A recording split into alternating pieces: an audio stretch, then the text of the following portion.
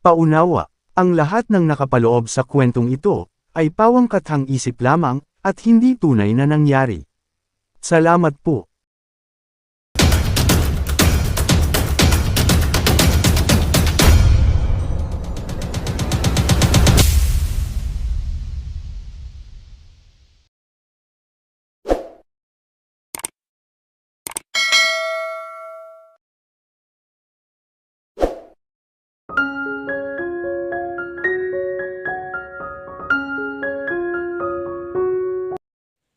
Oh, wow! Bulalas ng dalaga. Nang mula sa daan ay ituro sa kanya ni Sturgeon ang pupuntahan nila. Nasa ituktok iyon ng burola. Mula sa daan ay natatanaw niya ang malaki at modernong bahay na nakatayo sa itaas ng burola. Nasa itaas ang farm ninyo? Hindi makapaniwalang tanong niya habang kinaliwa ni Sturgeon sa sakyan sa isang pribadong daan. Bundok ang bahaging ito ng daan noon. Hinukay at pinatag ng gobyerno at ginawang highway. Akala mo lang ay ganun kataas ang sa amin dahil narito tayo sa ibaba. Nakangiting paliwanag ni Sturgeon. Hindi na nagsalita ang dalaga at inabala ang sarili sa pagtanawa sa labas ng Range Rover. Mga hilirang puno ng rambutan ang nakikita niya na sa malayo ay parang bulaklak ng bagong sibol na bunga ng atsuete. Ang sumunod niyang napansin ay mga mandarin orchard. Ang ganda! Bulalas niya sa maliliit na puno na hitik sa malalaking bunga ang mandarin at ilang panahon pa ang aanihin nun. Karamihan sa mga iyan ay for export. Ani ni Sturgeon na nangingiti sa kislap ng mga mata niya habang pinagmamasdan ng mga puno ng mga prutas. May itinuro siya mga matataas na puno na walang bunga. Siguro yan ang marang tree. Paano mo nalaman gayong wala pa namang bunga? Ilang taon lang mga yan. Paano nga ba niya nalaman? Nagipit siya ng mga balikat.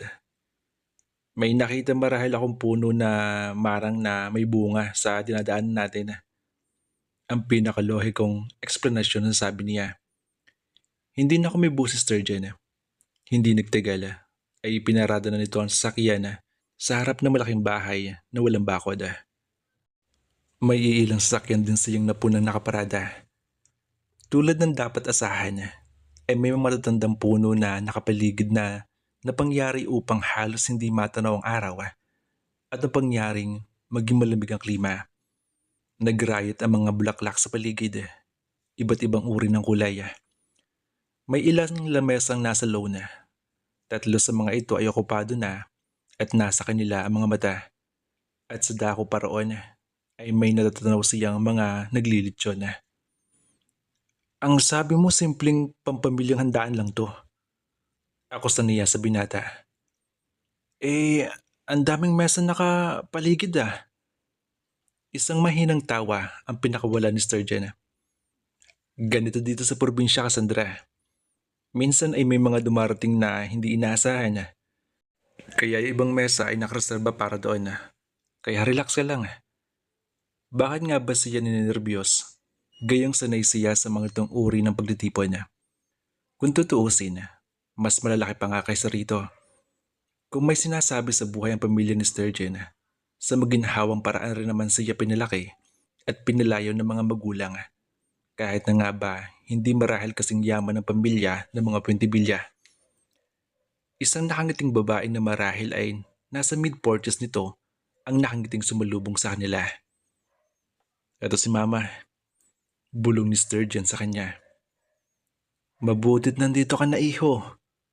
Wiga nito sa local dialect nila. At pagkatapos ay nilinga si Cassandra. Agad na napahinto ito sa paghakbang at tinitigan ng gusto ang dalaga. So ikaw siguro si Cassandra. Wiga nito makaraan ng ilang saglit na bagyang pagkatigal-gala. Pasensya ka na't pinagkatitigan pa kita. Pero tama ang anak ko. Mapagkakamalang kayo magkapatid ni Hana. Inilahad nito ang kamay. Ako si Veronica, iha. Pwede mo akong tawagin tita or Veronica. Nasa sayo yun. Kumusta po kayo? Nakangiti niyang inabot ang kamay nito. Medyo napanatag ang loob sa mainit na pagbati. Iginawit ng babae ang braso sa kanya. Sturgeon, iho. Tingnan mo ang naglilitsyon at baka pwede nang ihain. Pagkatapos ay inakin na nito si Cassandra patungo sa isang mesa. Halika, ipapakilala kita sa mga magulang ni Hana. Tulad ko'y magugulat din sila sa similarity ninyong dalawa. Patungo sila sa covered portico kung saan makikita ang pamilya ni Hana na tinutukoy nito. Hello, Attorney Velasco. Bati ni Veronica sa lalaking unang napatingin sa kanila. Napalingon ang dalawa pang kasama nito. Oh, ikaw na pala, Veron. Nahinto sa pagbati ang abogado nang matitigan si Cassandra. Bahagyang nagulat. Ang dalawang mag-asawa'y hindi agad nakapagsalita. Ang ngiting nasa mga labi ay unti-unti naglaho ng matuunan ng pansin si Cassandra. O nga pala, Enrique, Consuelo, si Cassandra nga pala. Pakilala ni Veronica. Cassandra, sila ang mga magulang ni Hana. At si Atty. Velasco, ang abogado ng pamilya Miranda. Tumango ang abogado, nasa tansya ng dalaga ay hindi rin nalalayo ang edad sa grupo. Si Don Enrique ang una nakabawi sa pagkabigla. Ngumiti at nilahad ang mga kamay. Kumusta ka, iha? Nasabi sa amin ni Sturgeon kung paano kayo nagkakilala. At tama siya. For a moment there, akala ko ikaw yung anak namin. Ganun po ba?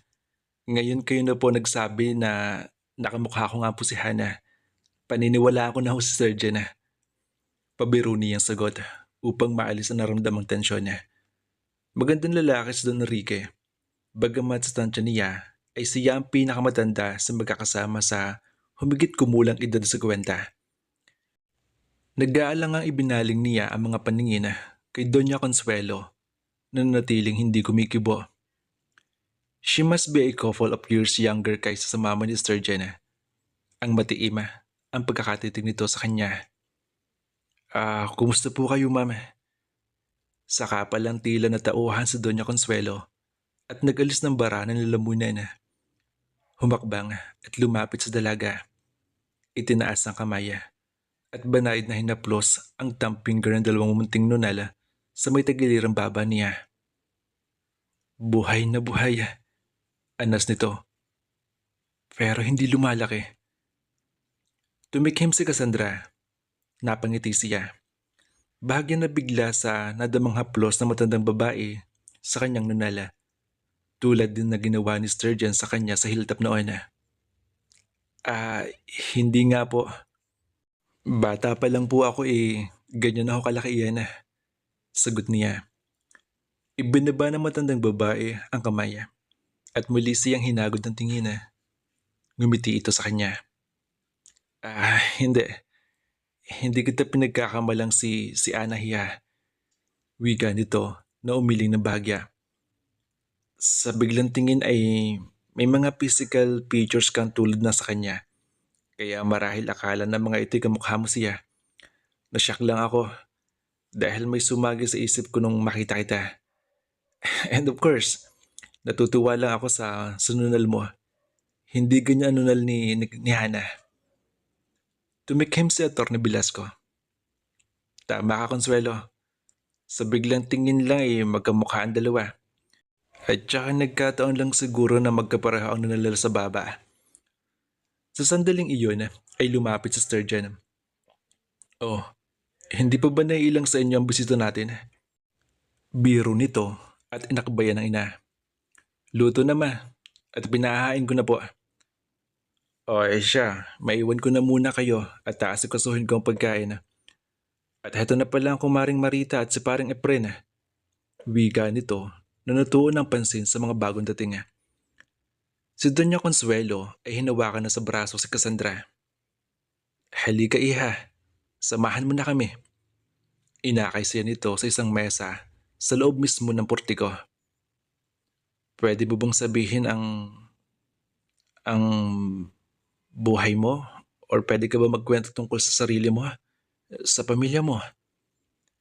Alanganin lumingon kay Sturgeon si Cassandra. Isang tango at ngiti ang sinagot ng binata. Kasabay ng paglahad ng dalawang kamay. Hindi nagtagal at nadagdagan ang mga bisitang dumadating at umabot sa kulang 15 katao. At dahil magkakilala, hindi maiwasang magkaroon ng reaksyon sa tuwing napapansin si Cassandra. Kung hindi kay Sturgeon at Doña Consuelo, ay marahil pagkakalumpunan ng mga ito si Cassandra. Si Sturgeon ay nanatili nakaupo sa may sementadong barandilya na nasa kanang bahagi lamang na inuupo ng dalaga. Doon na rin mismo sila dinulutan ng pagkain. Bago pa namalayan ni Cassandra, ay panatag na siyang nakipag-usap kay Doña Consuelo.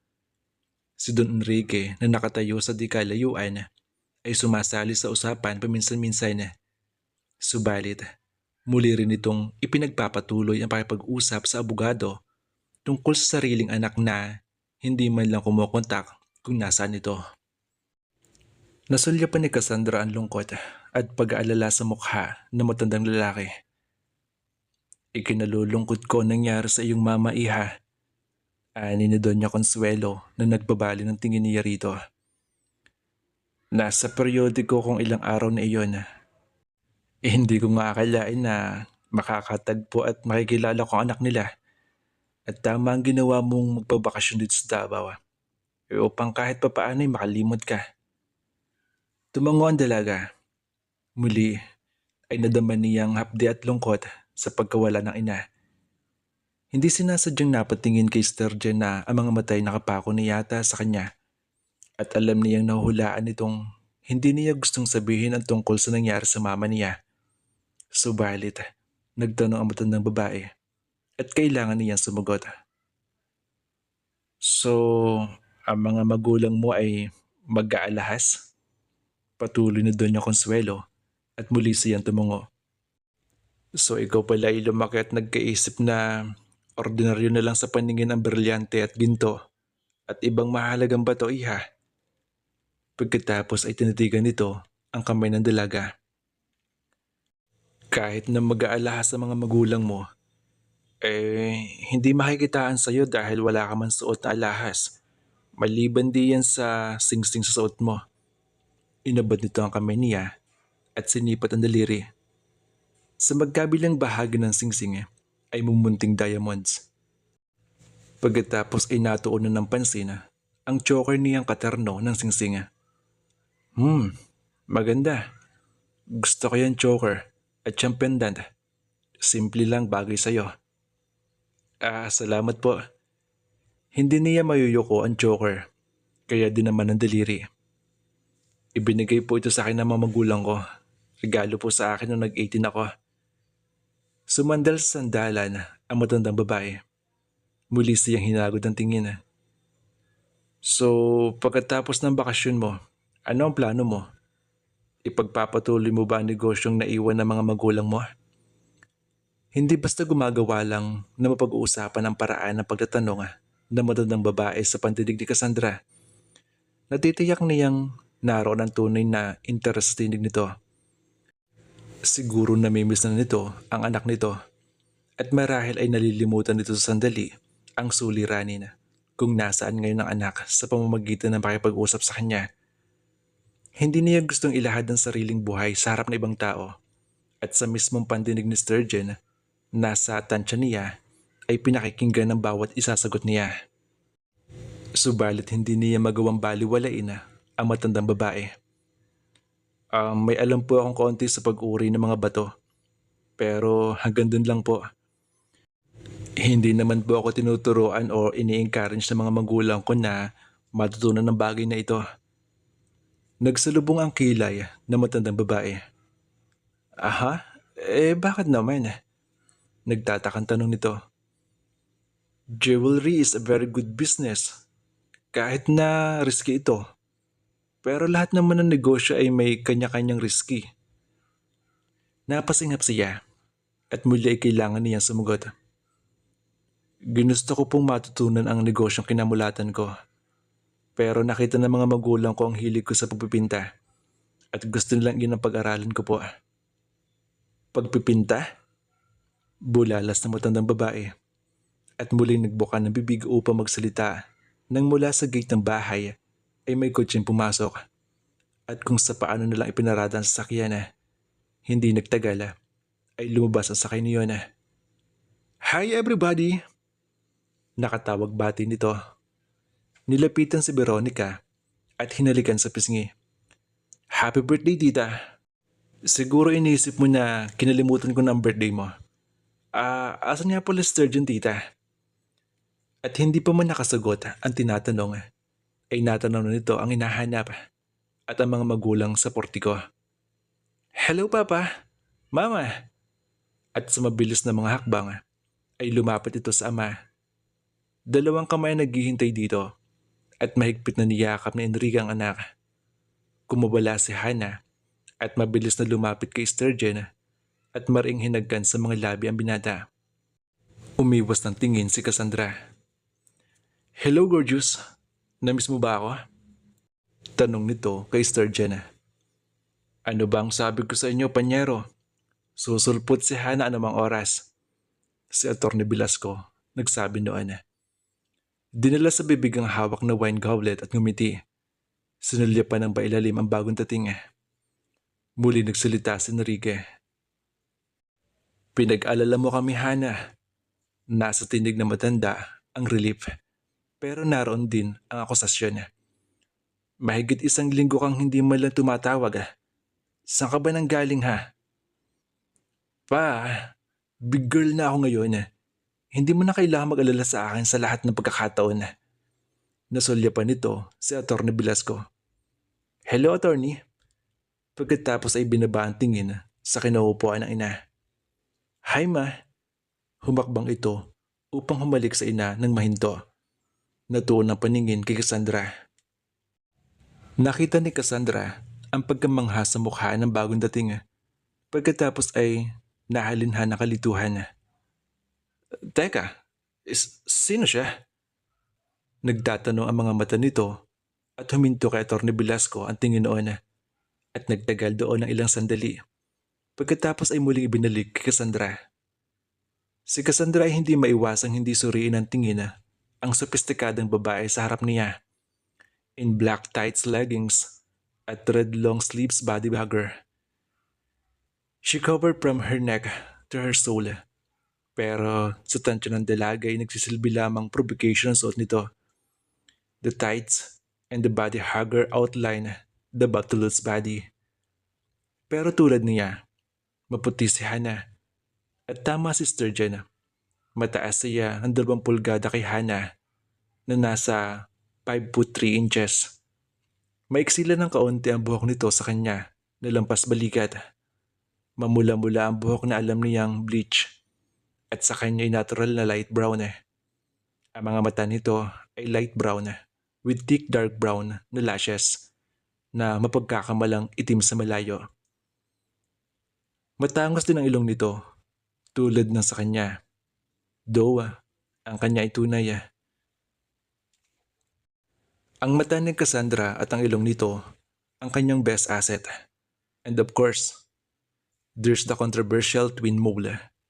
Though mas malaki ng kaunti ang kay Hana, nasa magkaparehong lugar. And yes, sa kabila ng mga pagkakaibay, magkahawig sila sa biglang tingin. Obvious at similarity. Mapagkakamalan nga sila ng magkapatid. At tulad ng sinabi ni Sturgeon, 2 taon na kabataan ni Hana sa kanya. Pero sa tingin ba niya ay matanda pa ito sa kanya? Siguro marahil sa make-up nito na maganda naman ang pagkakalagay ay tila nagpatanda rito. Siya nga pala si Cassandra Villalobos. Pagpapakilala na Doña Consuelo. Kaibigan siya ni Sturgeon at nagbabakasyon siya dito sa Davao. At ito nga pala ang anak ko, si Hana. Matabang na doktong ni Doña Consuelo kasabay na pagtingala sa anak. Siguro'y naubusan na naman ng pera.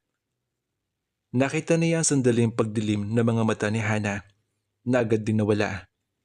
Ngumiti at sinulapan si Sturgeon at humakbang papalapit rito. So, nakita mo na pala ang kalook-alike ni Hana. Ha, darling? Iginawit ang braso sa braso ng binata at saka tumawa. Napaka-seductive ng tawa nito. Ang dibdib ay sadyang idinidikit sa braso ng binata. Muli ay umiwas ang tingin si Cassandra.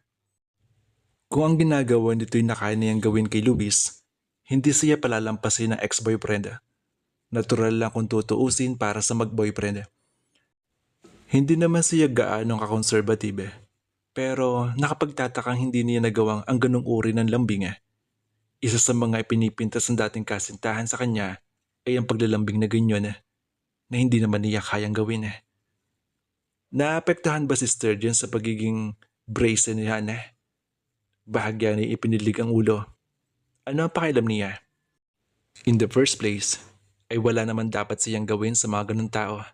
Kasi hindi naman niya kakilala ang mga ito. Hindi niya kaano-ano. Nagkataon lamang na napagkamalan siya ni Sturgeon na si Hana. Kung hindi nasa ibang panig na siya ng Davao ngayon at namamasyala. And by next week, ay pabalik na siya ng Maynila. But not for long, darling. Patuloy ni Hana na inihilig ang ulo sa balikat ng lalaki. I promise not to be naughty again. Binilingan nito si Cassandra. So, first time mo dito sa Davao. Casual na nagkabit-balikat si Cassandra at bahagyang umiti. Oo, tama ka. I could guess how the two of you met. Napagkamalan kaniya ako, hindi ba? Humugot ito ng sigarilyo sa bag nito. Si Atty. Velasco ay agad na dinukot ang lighter at sinindihan ng sigarilyo ng dalaga. At bago pa nakasagot si Cassandra, ay nagpatuloy si Hana. So, aalis ka na ba agad? Walang pakundangan tanong nito, kasabay ng pagbuga ng usok pa itaas. Hana? Si Sturgeon na nagsalita sa kauna-unahang pagkakataon na kumawala mula sa pagkakahawak ni Hana. Alam mo, lagi kang ganyan. Okay lang, Sturgeon. Nagtatanong lamang naman siya eh. Ngumiti siya. Maraming beses na niya nakatagpo ang uri ni Hana at hindi siya nai-intimidate dito. Ang original plan ko ay manatili ng 1 linggo at 3 araw na ako rito at marahil ay nakita ko na ang dapat ko makita. So, nag-decide na ako na bumalik na ng Maynila tomorrow. Tama ka. Davao is such a boring place. Ani ni Hana sa madabang na tono. Hindi ko nga maintindihan ng mga turista kung bakit dumarayo sila dito. Walang kaganaganang sabi ni Hana. Hindi mo naman kailangan bumalik agad sa Maynila, Cassandra. Si Sturgeon na tinitigan siya. Nangako akong papasyal kita sa buong Puente Villa Parma at matutupad iyon. Dugtong nito sa determinadong tinig. Siya nga naman, iha. Susog naman ni Doña Consuelo. At gusto rin kitang imbitahan sa amin para mama naman. Putol ni Hana sasabihin ng ina. Bago ako umalis dito, ay lagi ka nalang nagreklamo na hapo. Tapos mag-i-entertain ka pa ng visitors dito. Nag-iisa lang naman si Cassandra, Hana. Mahinahong sagot ng matanda. At nabanggit mo kanina, iha, bago naputol ang ating usapan na mahilig ka sa pagpipinta. Strange that we share the same interests. Bagamat ang sa akin ay isa lamang libangan noong aking kadalagahan. At marami akong gusto ipakita sa iyo sa mga ginagawa ko noon na noong ako'y kasing edad ni Hana. Kumikislap ang mata ni Doña Consuelo habang sinasabi iyon. O yan, 2 na kami nag-iimbita sa iyo, Cassandra. Nakangiting yuko sa kanya ni Sturgeon. So, I don't think you have the heart to turn us down. I guess I have no choice but to stick to my original plan. Sagot ng dalaga na tipid ng ngumiti. Subalit sa sulok na kanyang mga mata, nakita niyan ang lihim na pagtalim ng mga mata ni Hana at iisa lamang ang alam niyan dahilan niyon, si Sturgeon.